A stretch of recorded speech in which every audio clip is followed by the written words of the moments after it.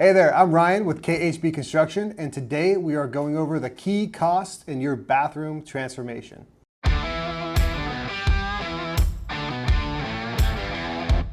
So when thinking about your bathroom transformation, there's really two roads to go down.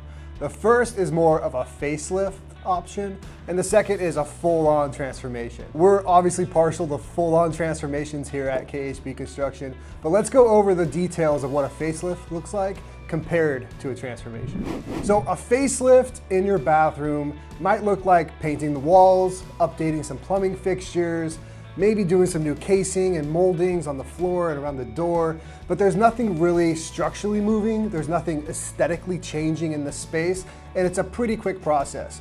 Most of the time on a facelift bathroom renovation, it's usually 2 to 4 days, and there's not much entailed in the scope of work. Now that we know what a facelift looks like, let's look at what goes into a full-on transformation of your bathroom.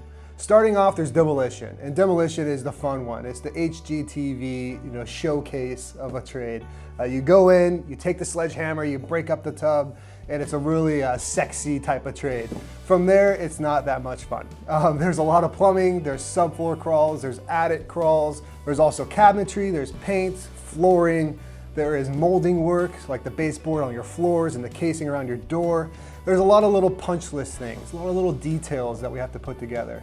And when we're estimating these bathroom transformations, a lot of the reactions we get are, how is our bathroom this much? It makes no sense. It's a 5x5 bathroom. How can it be $28,000?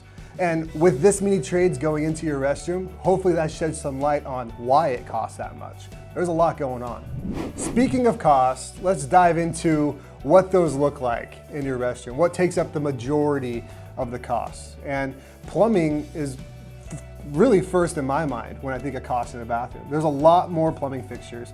We have shower valves, we have drains, we have vanity plumbing, we have a toilet.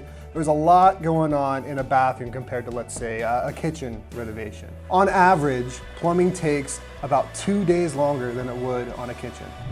So with plumbing, the biggest part is the shower valve. It's kind of the heartbeat of the bathroom, if you will, in the shower. So with the shower valves, there's multiple options, and every single option has an associated cost with that. If we're just doing a regular shower valve, you turn it hot water comes out at the shower head, and that's about as fancy as it gets. That's obviously gonna be more cheaper than if we turn it on hot, and then we go over here and we turn this knob, and then this body blaster shoots out, and then you have a different valve that pressurizes the water head up top there, and then that water comes out. You can get pretty tricky with shower valves, and really, you can customize them now any orientation you would like. So with the shower valve, we usually have about a half day to a day associated with plumbing this. And we've been there as long as 2.5 days plumbing some of the more intricate valve systems. I would say the biggest cost in your bathroom is your shower. And the shower is just the oasis section. We've done showers that are enclosed in glass, and there's a freestanding tub, there's a his and her shower head, and it's a gorgeous 10 by 20 space. And it's just a real master luxury suite of a shower. We've also done showers that there used to be a tub there, and we removed the tub, we're doing a walk-in shower with 3 walls of tile, and it's pretty standard. At the end of the day, the biggest cost comes into the preparation and the application of the tile. So we always do a mortar float method. And so that method is similar to like a stucco application, where we have moisture resistant drywall on the walls. We go back with some waterproofing membrane, usually Aquabar, and then we use a lath that we put onto the studs. And then after that, we're using a screed, and we're putting up called a scratch coat of our fat mud. And fat mud is the application that we use to set our tile on. And then after the scratch mud, we go on with the final coat. And this final coat, we use what's called screed sticks, and it actually furs out the wall to when we're gonna lay that tile, it's gonna be nice and flat, perfectly level, and the reveal is gonna be perfect every single time. This process, though, can take 3 to 5 days, depending on the size of the shower. And those 3 to 5 days have labor associated with that, and overhead, and all the costs that it has having employees in the field to complete that task. So obviously, the float method is a little bit more expensive, but it is tried and true, it is waterproof, and it gives the best finish in our experience. Now let's go into layout. And obviously keeping the same layout in your bathroom is gonna save costs. If we're not moving the toilet all the way to the other side of the bathroom and we're keeping the shower in the same footprint, there's less involved in labor, and that saves cost. On the flip side, on a custom master bath, we have moved things and added things that you would never think of. Bidets, heated floors. We've done a lot of great, innovative, really aesthetic looks in bathrooms. So when you're thinking about renovating your bathroom, take your goals and then put it on paper and then go over that with your contractor so you can have a clear expectation of, okay, this cost is gonna be a direct reflection of my goals and nothing else. So if you wanna walk in shower, just know it takes about another day, 2 days to get that done. If you wanna move the toilet across the bathroom, just know it takes time. And just have clear expectations with your contractor, like we've stated before in other videos. The last cost I wanna talk about in the bathroom is the finishes.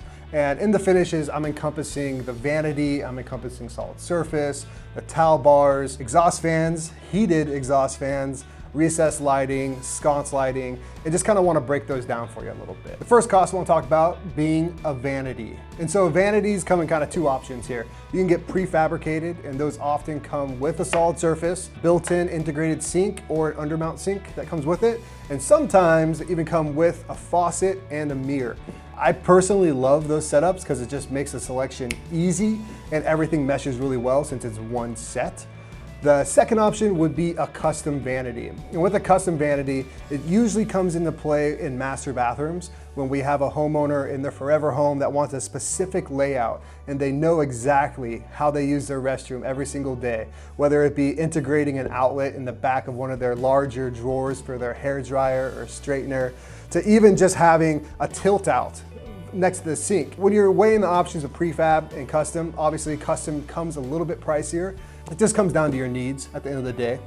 The other cost associated with custom cabinetry is solid surface. And so the solid surface that comes with a prefabricated top, it's obviously engineered stone that came with that vanity. The custom one does not come with a solid surface. And so that's a selection that we have to make in our design meeting. And with that solid surface, we're gonna need a sink, whether it be a vessel sink, a top mount drop-in, or an undermount sink. We're gonna need to get some finishes for that solid surface as well, including the faucet. We're gonna need a mirror and possibly some sconce lighting for that vanity. Other finishes in the bathroom go into more of the towel bars, towel racks, recessed lighting, exhaust fans, heated exhaust fans. Obviously with the exhaust fans, there's a little bit mechanical involved. If there's an existing duct there, it makes it a little bit quicker for us to install that fan. The other finishes are really up to your preference. We go over that with you in the pre-con meeting and through the design phase and make sure that all the selections that you've picked, we have them in stock and we're ready to install those at the finish of the job. All right, so to summarize this bathroom transformation cost video, I just want to give you clear expectations on what to expect for your hall bath renovation and your master bath renovation. On average at KHB, a hall bath transformation to the studs comes out around $27,000 to $35,000. And that's finishes, everything from A to B included. On a master bathroom, same price point for the start, around $27,000 depending on the size.